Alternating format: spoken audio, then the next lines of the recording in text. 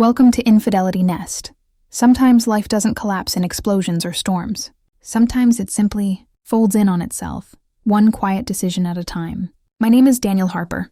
I'm 38 years old, and until recently, I thought I understood what peace looked like. For 9 years, I'd been married to Laura, a woman whose smile once had a gravity of its own. We didn't have children. We had Max, a golden retriever who believed every visitor was his new best friend. Our house sat in a quiet Ohio neighborhood, where the loudest thing you heard was the mail truck groaning up the hill at noon. I ran a small accounting firm in town. Life was predictable, and I thought predictability meant happiness. It started with a small oversight, the kind of thing you forget to mention because it seems trivial. I'd hired a technician to fix the security cameras at my office.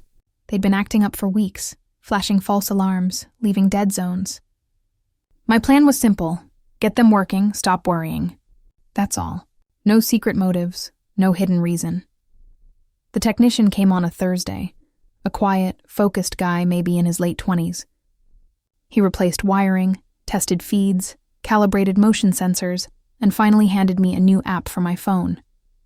"Everything uploads to the cloud," he said. "You've got 24-hour access now." I thanked him, paid him, and moved on with my day, unaware that he had just placed a mirror between my life and the truth. That evening, I got home a little after 8. Laura was on the couch, half curled under a blanket, glass of wine beside her. The TV glowed softly across the room. She smiled when she saw me, a polite, almost automatic smile. "You look tired," she said. "Long day," I replied, dropping my keys on the counter.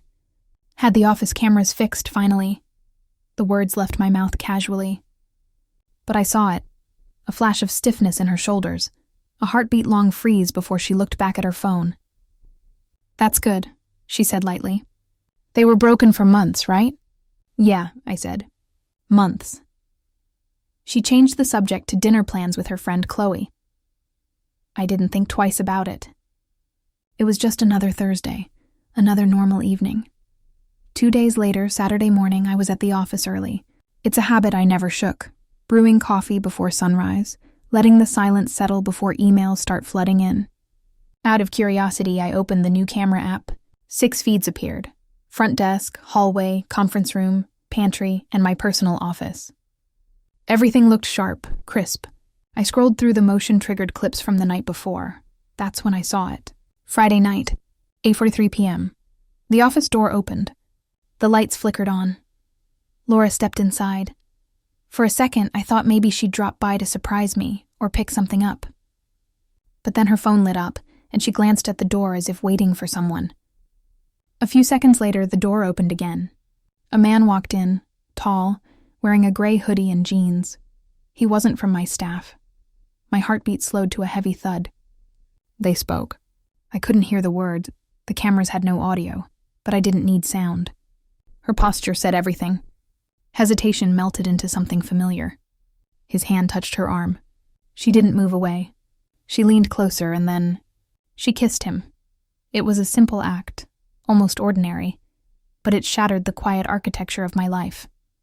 I remember my fingers trembling against the keyboard, the screen glowing cold and unblinking. It felt like I was watching someone else's story, a movie I didn't sign up for. But it was my office, my wife, my life. The footage went on for minutes, fleeting movements, blurred silhouettes, the unmistakable rhythm of 2 people who already knew each other. When it ended, she fixed her hair in the reflection of the glass door before leaving. That small, casual gesture cut deeper than the rest. I replayed it. Once, twice, 3 times, hoping I'd misunderstood, hoping maybe it wasn't what it looked like. But truth doesn't blur under repetition. It sharpens. By the time the sun rose, I hadn't moved. The coffee beside me was cold, untouched. I didn't scream. I didn't cry. I just sat there hollow. There's a kind of silence that doesn't comfort. The kind that swallows you whole. And in that silence, another realization surfaced. When I'd told Laura the cameras were fixed, she hadn't been surprised. She'd already known. I drove aimlessly that morning, through quiet streets, empty highways, neighborhoods I hadn't seen in years. My mind kept looping that single image, her hand on his arm, the tilt of her head. It wasn't passion. It was comfort, a pattern. Eventually, I found myself at the lake where we used to sit in our first year together. Back then, we'd talk about futures we hadn't yet earned. Travel, a bigger house, children we'd name after our favorite authors. The memories felt like postcards from another world. Around 3 o'clock, I went home. She was in the kitchen, wearing that blue cardigan I'd bought her for Christmas. "You're home early," she said. "Didn't feel like working today," I replied. She poured me coffee automatically, habit moving faster than thought. When she offered it, I didn't take it. She looked at me, puzzled. "What's wrong?" 100 answers burned in my chest, but none left my mouth. Instead, I said nothing, just tired. She nodded, went back to stirring her cup. Calm, steady, unshaken. That composure told me everything. This wasn't new. This was practiced. That night, after she fell asleep, I transferred the footage to a private drive. Not out of revenge. I didn't even feel anger yet. Just preservation. Proof that I hadn't imagined it. The next morning, I called my lawyer, a man who'd helped me build my firm years ago. Hypothetically, I asked, if someone discovered infidelity and had clear video proof, what would they do next? He sighed. That long, heavy sigh that carries too much experience. "They'd stay calm," he said. "They'd prepare quietly, and they'd let the truth reveal itself without interference." So that's what I did. For the next week, I became an actor in my own marriage. We ate dinner together. We laughed at shows we'd both seen a dozen times. She'd touch my hand, and I'd pretend it didn't burn. Every word felt rehearsed, hollow. When she mentioned a girls' night, I smiled. When she texted late, I looked away. The pattern was clear now, a trail of excuses I'd been too blind to follow.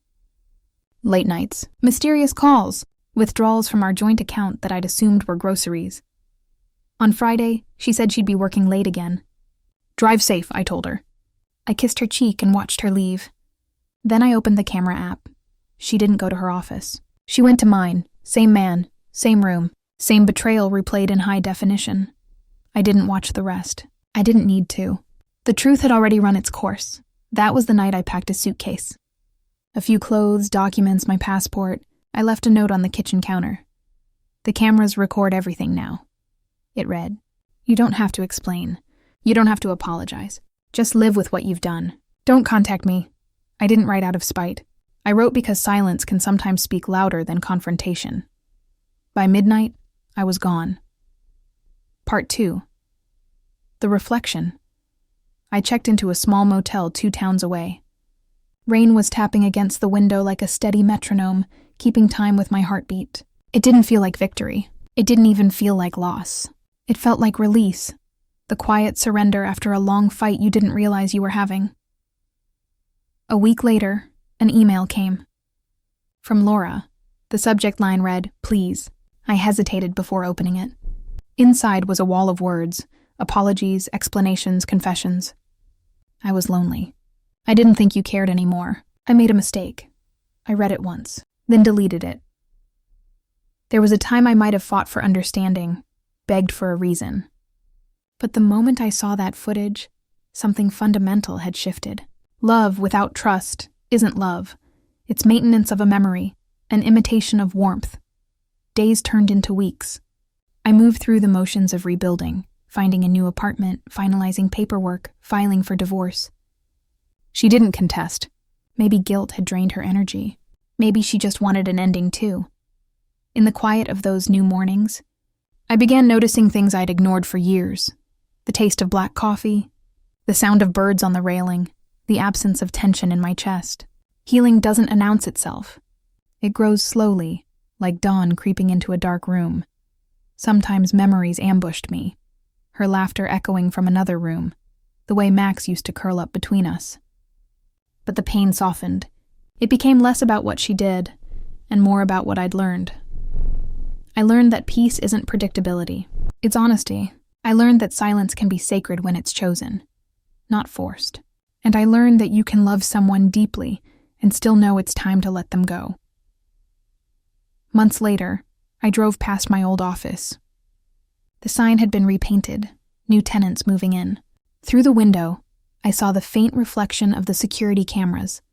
Still there, still watching. The irony wasn't lost on me. Those cameras had done what I couldn't. They'd seen clearly. Sometimes I still think about that night. Not because I miss her, but because it taught me how fragile love can be when left unattended. We all believe we'll recognize the moment our world starts to crack. But cracks don't roar, they whisper. They start as small silences, missed calls, unspoken doubts, and by the time we notice, the foundation's already gone. I don't hate Laura. Hate takes energy, and I've spent enough of that. I hope she found whatever it was she was searching for. Attention, excitement, validation. I've stopped needing to know.